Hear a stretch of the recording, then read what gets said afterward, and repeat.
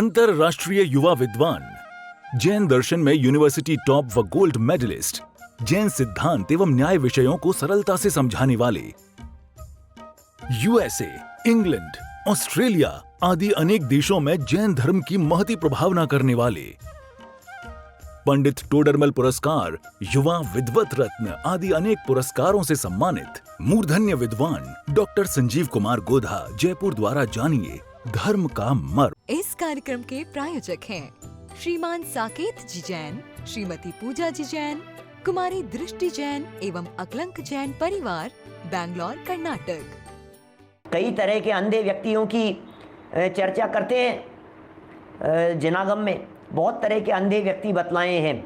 उन अंधे व्यक्तियों में नेत्र के अंधे व्यक्ति तो हैं ही, जिन्हें जगत में अंधा कहा जाता है। कुछ धनांध होते हैं जो धन में अंधे हो जाते हैं। कुछ मदांध होते हैं जो घमंड में अंधे हो जाते हैं। कुछ कामांध होते हैं जो काम विकार में अंधे हो जाते हैं। इसी तरह से कुछ ज्ञानांध तो सभी हैं, ज्ञान से अंधे।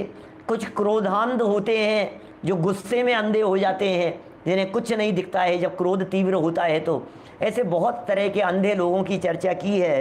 ये बुद्धि नष्ट हो जाती है इससे। धर्म भाव एवं सदाचरण हृदय से कूच कर जाता है। धर्म भाव और सदाचरण ये हृदय से कूच कर जाता है। माने जैसे युद्ध क्षेत्र में कूच कर जाते थे, कूच करना तो चले जाना, तो धर्म चला गया, सदाचार चला गया।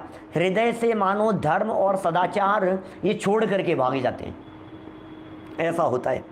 शरीर एवं हृदय व्याकुल हो उठता है। हृदय में विकार आने पर वचनों में कालीमा आ जाती है।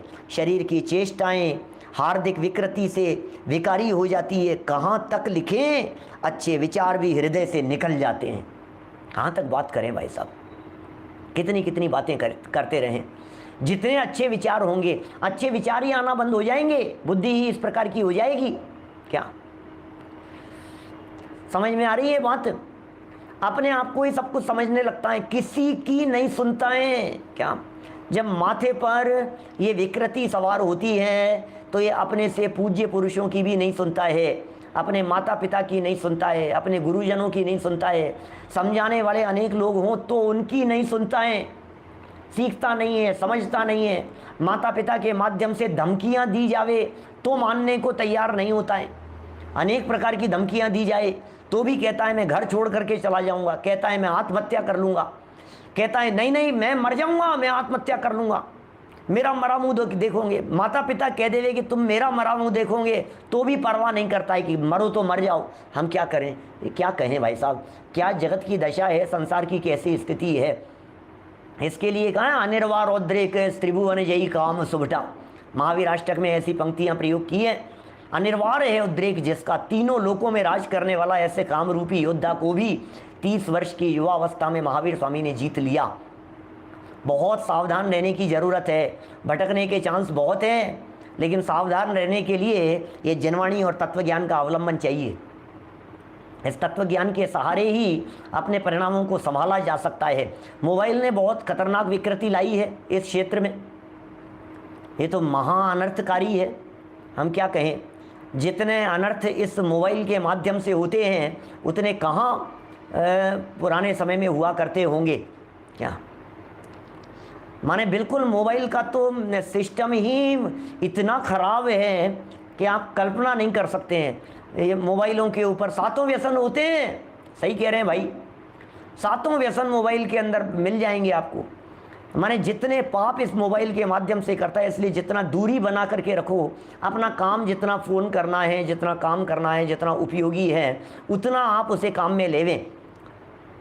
मैं तो कहता हूँ कि ये जो फ़ोन है ना, फ़ोन को मेरे मम्मी जी जो हैं किशनगढ़ वाले, वो कहते हैं मतलब वो बीच में एक बार मेरे कान में वो हुआ था ना, आवाज़ आने लगी थी। क्या मतलब एक मतलब 4-6 घंटे के लिए हुआ होगा ऐसा, तो उसमें ऐसा हो गया था। तो बोले तुम फ़ोन लगाया मत करो। तब से ही सोच लिया, हम तो फ़ोन पे बात करते हैं ना, तो फ़ोन पे ऐसे बात करते हैं स्पीकर पे। दुनिया में कोई भी व्यक्ति हो, क्या आप स्पीकर पे बात करना शुरू कर दीजिए अपने घर में, अपने परिवार वालों के बीच में। कुछ सीक्रेट नहीं है, कुछ छिपा हुआ नहीं है। क्या जो जिसका भी फ़ोन आए, अनजान का आए, जानकार का आए, किसी का भी आए, जो भी फ़ोन आएगा जिग्नेश भाई स्पीकर पे बात करेंगे। आपके कानों की सुरक्षा है, आपके दिमाग की सुरक्षा है, आपके दिल की सुरक्षा है। माने 1000 समस्याओं से बच जाएंगे आप। हम ऐसे ही बात करते हैं। मैं ऑफिस में भी बैठा हुआ होता हूँ ना, और अनजान व्यक्ति किसी का भी कहीं से भी फ़ोन बजता है तो मैं ऐसे ही उठाता हूँ सामने बैठे हुए लोगों के सामने और ऐसे ही बात करता हूँ। माने आप कोशिश कीजिए, फ़ोन आपका ऐसे पड़ा हुआ होना चाहिए कि आपके बच्चों के हाथ में जा रहा है, आपकी वाइफ के हाथ में जा रहा है, आपके हस्बैंड के हाथ में जा रहा है, किसी के भी हाथ में जा रहा है, ऐसा आपका फ़ोन इतना क्लीन होना चाहिए सदा काल, इतनी ट्रांसपेरेंसी होनी चाहिए। माने मैं तरीका बता रहा हूँ सचिन जी, मैं जो बात कह रहा हूँ बहुत सोच समझ करके बात कह रहा हूँ। इससे आपके कानों की सुरक्षा होगी, इससे आप रेडिएशन से बचेंगे, इससे आप गलत काम करने से बचेंगे, इससे कोई दूसरा व्यक्ति आपको गलत कहने, गलत बोलने से हिचकिचाएगा कि नहीं इनका तो फ़ोन ही सबके बीच में रहता है, खुला रहता है। अब कभी कदाचित आवाज़ नहीं आ रही है, भीड़ है, शोर ज़्यादा है और आपने कान पर लगा लिया तो उसमें कोई दुश्मनी थोड़ी ना है। लेकिन आप बिल्कुल क्या भाई साहब, क्योंकि ये मोबाइल बड़ा ख़तरनाक है। कितने फ़ोन, मैसेज, ऊटपटांग मैसेज, कभी आप किसी और की वाइफ को, कभी फीमेल को, फीमेल कभी जेंट्स को, कभी एक आध बार, कभी कोई महीने 6 महीने में कभी कोई प्रश्न पूछ लिया, कोई मैसेज भेज दिया, वो एक अलग बात है और जवाब दे दिया। लेकिन जहां आपको लगता है कि 2-3 दिन हो गए लगातार प्रश्न मैसेज, रिप्लाई करना बंद कर दीजिए, नहीं, कोई संबंध नहीं है। जहां जहां आपको कहीं कुछ गड़बड़ी तो देखिए, क्या संपर्क ही नहीं होना ना, सीधी सी बात है ना। ये तो भाई साहब क्षत्रिय चूड़ामणि की नीतियां पढ़ी हैं आप, एक से एक नीतियां, इसलिए बहुत सावधानी की बात कह रहा हूं मैं। प्रकरण चल रहा है इसलिए इतनी बात कहने का मेरे को भाव आया, इसलिए बराबर आप दूरी बना करके रखिए। आपके पास में, आप यदि फीमेल हैं तो आपके पास में विदुषियाँ कम नहीं हैं चर्चा करने के लिए। आप यदि पुरुष हैं तो आपके पास में विद्वान कम नहीं है चर्चा करने के लिए। सबसे समाधान मिलेंगे, सबसे चर्चा होंगी, कोई ज़रूरत नहीं है। कभी कोई किसी से ऐसी बात नहीं कि आप किसी विद्वान से पूछ नहीं सकते हैं, कि उनको मैसेज नहीं कर सकते, लेकिन साल 6 महीने में, 2-4 महीने में कभी कभार कोई ऐसा प्रश्न आ गया, हमने तो टेलीग्राम ग्रुप बना दिया, चक्कर ही नहीं। ब्रह्मचारी, आदरणीय ब्रह्मचारी सुमत प्रकाश जी भाई साहब फ़ोन नहीं रखते थे। हाँ, मैंने पूछा भाई साहब फ़ोन का ज़माना है, आप फ़ोन नहीं रखते हो? बोले मैं फ़ोन रख लूँ और रात को 10 बजे किसी औरत का, किसी लड़की का मेरे पास में फ़ोन आ जाए तो मैं क्या करूँ? क्या मेरे शील में दोष लगता है? तो बहुत सावधानियां हैं, सावधानी आपकी, सुरक्षा भी आपकी। इसमें क्या है, यहाँ तो व्यसनों से बचने की चर्चा चल रही है, जितना बचेंगे उतना अच्छा रहेगा। और जिनवाणी है हमारे सामने, सीधी सी बात है। क्या देखिए क्या कह रहे हैं, अच्छे विचार निकल जाते हैं, खोटे विचार निकल जाते हैं। क्या देखो क्या लिख रहे हैं यहाँ, और बातें सुनिए। बातें तो बहुत सारी है, कहाँ तक कहें, कहाँ तक चर्चा करें।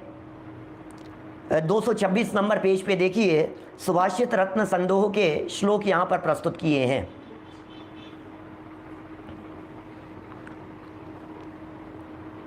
या राग द्वेष मोहा,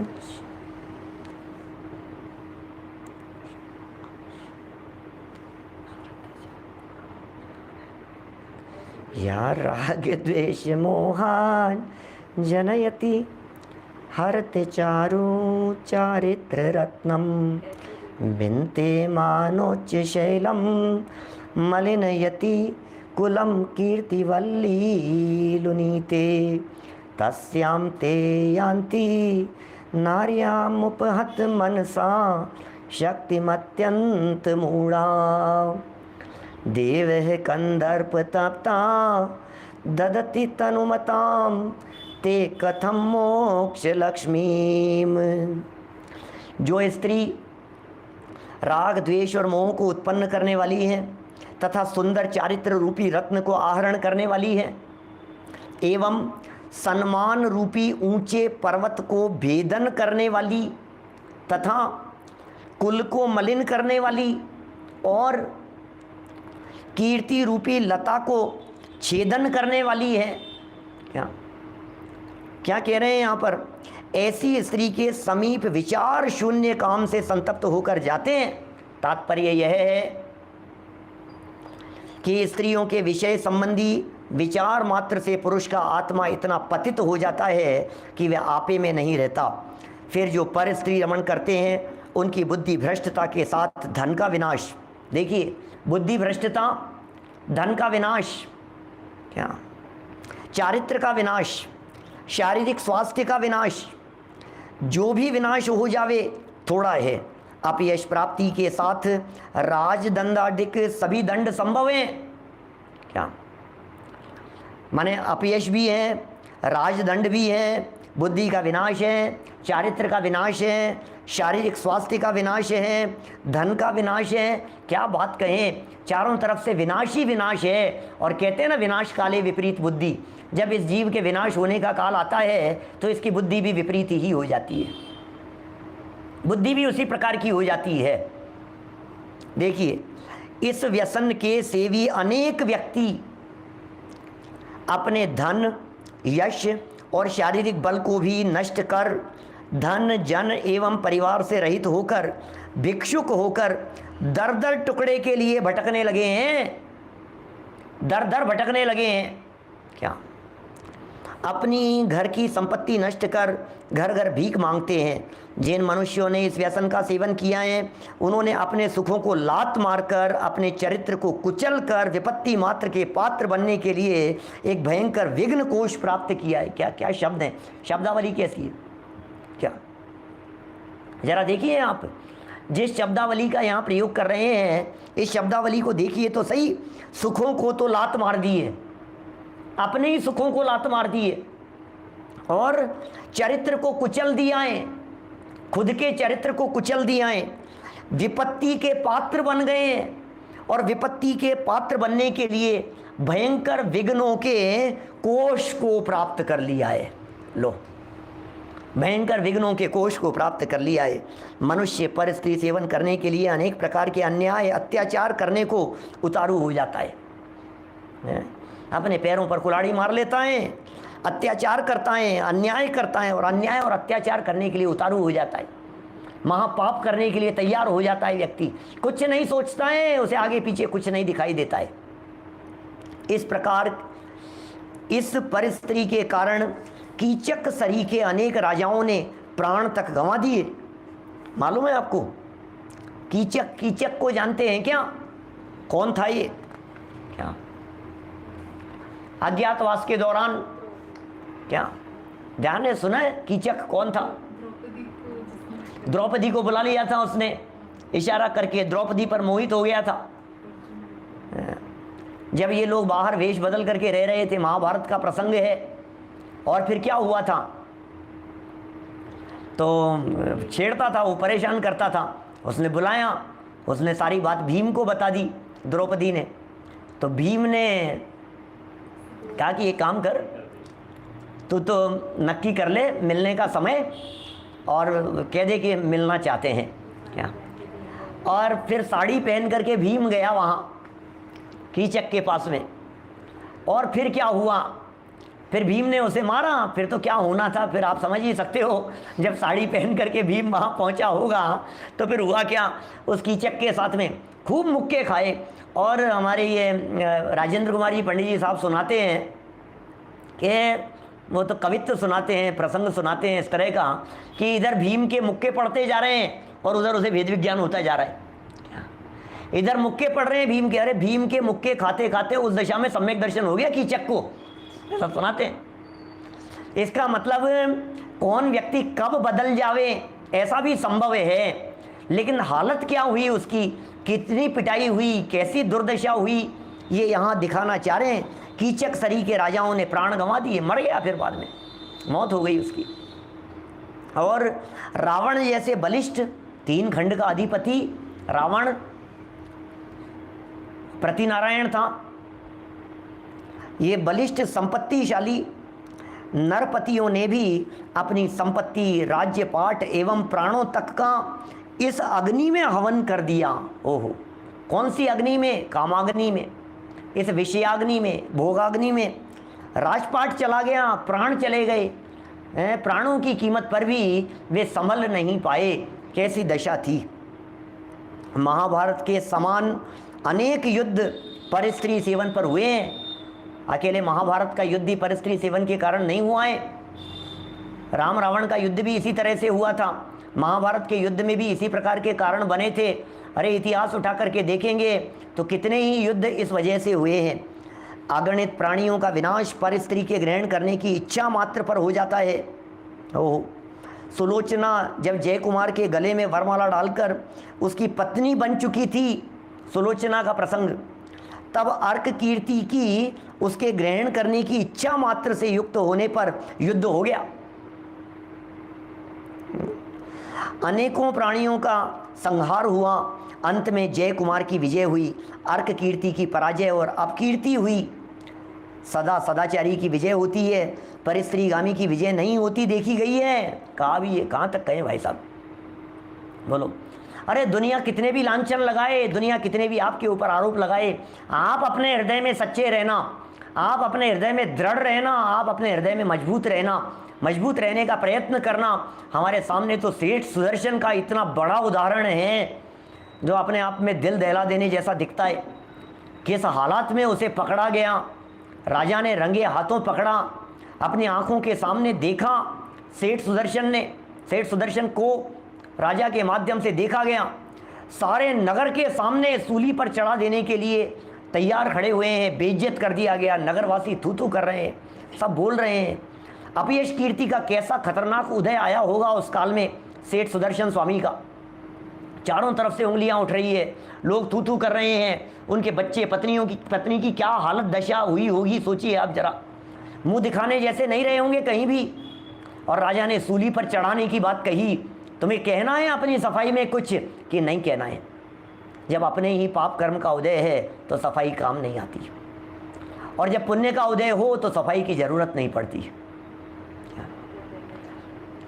पाप के उदय में सफाई काम नहीं आती। अरे पाप के उदय में यदि सफाई काम आने लग जाती तो मैं आपसे कहना चाहता हूं, सती अंजना के साथ में क्या हुआ, वो तो सच्ची थी ना, और सफाई दे रही थी ना। ये देखो, ये अंगूठी मेरे हाथ में, पवनंजय उन्हीं का बच्चा है मेरे पेट में, देखो तो सही, सच कह रही हूं, सच कह रही हूं मां, सच कह रही हूं। मैं धक्के मार करके निकाल दिया सास ससुर ने। काम नहीं आई वो सफाई। पियर गई तो पियर रखने के लिए तैयार नहीं हुए, वो सच्चाई काम नहीं आती है। सफाई देते रहो, कुछ भी मानने कोई तैयार नहीं होगा, क्योंकि तुम्हारे पाप कर्म का उदय है। अपयश कीर्ति कर्म का उदय कोई मानने को तैयार नहीं होगा। लेकिन जैसे ही उदय बदल जाता है, जैसे ही समय बदल जाता है, जैसे ही परिस्थितियां बदल जाती है, जैसे ही पाप कर्म का उदय पुण्य कर्म के उदय में कन्वर्ट हो जाता है, अरे इधर तो सूली पर चढ़ाया जाना था और उधर क्या हुआ, सूली सिंहासन हो गई। देव लोग उतर करके आ गए, ये क्या हो रहा है इस धरती पर, एक ऐसा पाप हो रहा है, एक ईमानदार सच्चे व्यक्ति को सूली पर चढ़ाया जा रहा है, नहीं होगा ऐसा। जय जयकार हो गई, पुष्प वृष्टि होने लग गई, सारी बात सामने आ गई, राजा के सामने आ गई। सच्चाई की जीत होती है। मैं आपसे पूछता हूं, कदाचित सेठ सुदर्शन के लिए देव लोग प्रकट नहीं होते तो क्या होता? क्या होता? चढ़ जाते सूली पर, क्या फर्क पड़ता? दुनिया थू थू करती रहती तो क्या फर्क पड़ जाता उससे क्या हो गया है? वे सेठ सुदर्शन सेठ नहीं है, वे मुनि भी नहीं, वे सुदर्शन भगवान है। आज की तारीख में सिद्धालय में विराजमान है। बाद में दीक्षा ली उन्होंने, पटना से मोक्ष गए हैं। क्या बोलो? पटना से मोक्ष गए हैं सेठ सुदर्शन, भगवान बन गए, सिद्धालय में जाकर के विराजमान हो गए। अरे अरे, ये क्या रानी मुझे अपना बनाना चाहती थी, और वहां तो वरमाला लेकर के मुक्ति कन्या मेरे लिए बैठी हुई है। मैं यहाँ कौन से चक्कर में उलझूंगा? नहीं, झूठा कह दिया, रानी के पास में संदेश भिजवा दिया, अरे मैं तो नपुंसक हूँ, ऐसी ऐसी बातें कह दी, कुछ नहीं, कोई मतलब नहीं। बचते रहे, सावधान होते रहे। ये है भाई साहब जनागम। एक से एक कहानियाँ हैं, भरे पड़े हैं, पुराण शास्त्र भरे पड़े हैं इस तरह की कहानियाँ बतलाने के लिए। खूब विचार कीजिए, खूब चिंतन कीजिए। संयम रतन संभाल आगे कहने वाले अगले पेज पर देखिए। सेठ से सब कुछ छोड़ सकते हैं, बाजार नहीं छोड़ सकते, दादा कहते हैं ऐसा।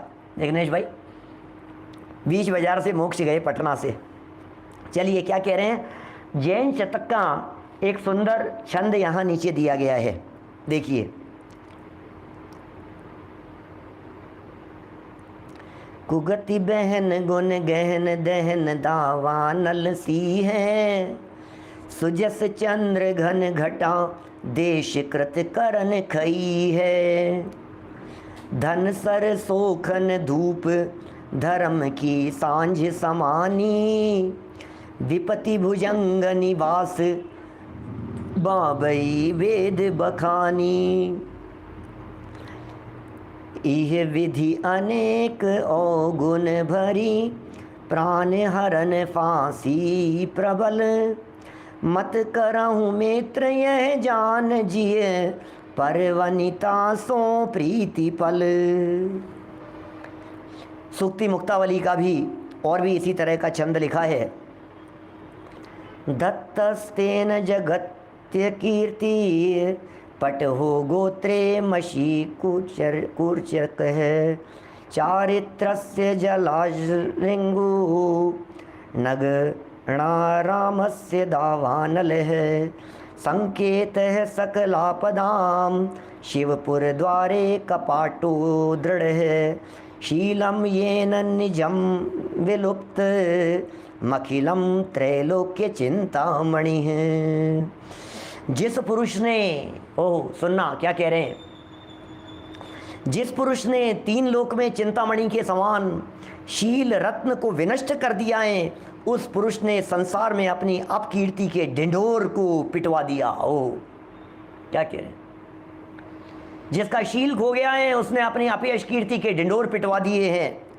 अपने कुल में स्याही की कूंची फेर दी, कोयले की काजल की, अपने कुल के ऊपर कालीमा पुत गई हो, ऐसा है। चरित्र को विदा कर दिया, क्या बात कह रहे हैं, चरित्र को विदा कर दिया। गुणों के समूह के बाग को अग्नि से दग्ध कर दिया। ये नीतिकारों की बातें तो देखो, सूक्ति मुक्तावली में क्या कह रहे हैं, कैसे कैसे शब्द दिए हैं। गुणों के समूह के बाग को अग्नि से दग्ध कर दिया, संपूर्ण आपत्तियों को बुला लिया और शिवपुरी का द्वार बंद कर दिया। ओह, मुक्तिपुरी का द्वार बंद हो गया है। तात्पर्य यह है कि जो पुरुष परिस्त्रीगामी होता है उसका शील एवं सदाचार विनष्ट हो जाता है। कहाँ तक कहें बात, कितनी बातें कहें, और फिर उसका संसार में कोई आदर नहीं रहता। अर्क अकीर्ति फैल जाती है, कुल भी कलंकित हो जाता है। उसका आचार विचार एवं शुद्ध चरित्र नहीं रहता। आचार नहीं रहता, विचार नहीं रहता, शुद्ध चरित्र नहीं रहता, शुद्ध परिणाम नहीं रहते, सात्विक परिणाम नहीं रहते हैं। जो गुण भी होते हैं वे भी विनष्ट होते जाते हैं। ओह, गुण भी विनष्ट होते जाते हैं। तथा गुणों से भी आदर प्राप्त न करके अनादरणीय हो जाता है। अनेक प्रकार की आपत्तियां आकर घेर लेती हैं और चारित्र के विनाश होने के कारण वह शिवपुरी के गमन का अधिकारी नहीं होता। चारित्र से भ्रष्ट हो गया, मोक्ष गमन का अधिकारी नहीं होता। अतः शील रूपी रत्न को कभी विनष्ट नहीं होने देना चाहिए। कहाँ तक बात कहें भाई साहब, सारी बातें विचारणीय हैं, सारी बातें विचारणीय हैं। क्या बिल्कुल आप मतलब जितना आप सावधान रहने की चेष्टा कर सकें और सावधानी रहने के लिए जितने आप प्रयोग कर सकते हो उतने आप प्रयोग कीजिए, जितने प्रयोग कर सकते हो आप, है ना। है मोबाइल में लॉक लगा करके रखते हैं, पासवर्ड लगा करके रखते हैं, कोई पासवर्ड की ज़रूरत नहीं है। क्या पासवर्ड की ज़रूरत है। टच स्क्रीन यदि फ़ोन है आपका, मान लीजिए, और आपको लगता है कि जेब में रखे रखे मिल जाता है, तो आप पासवर्ड ज़रूर लगा करके रखें। लेकिन आपका पासवर्ड आपको भी पता होना चाहिए, आपका पासवर्ड आपकी वाइफ को भी पता होना चाहिए, आपका पासवर्ड आपके बच्चों को भी पता होना चाहिए। इस कार्यक्रम के प्रायोजक हैं श्रीमान साकेत जी जैन, श्रीमती पूजा जी जैन, कुमारी दृष्टि जैन एवं अकलंक जैन परिवार, बैंगलोर, कर्नाटक।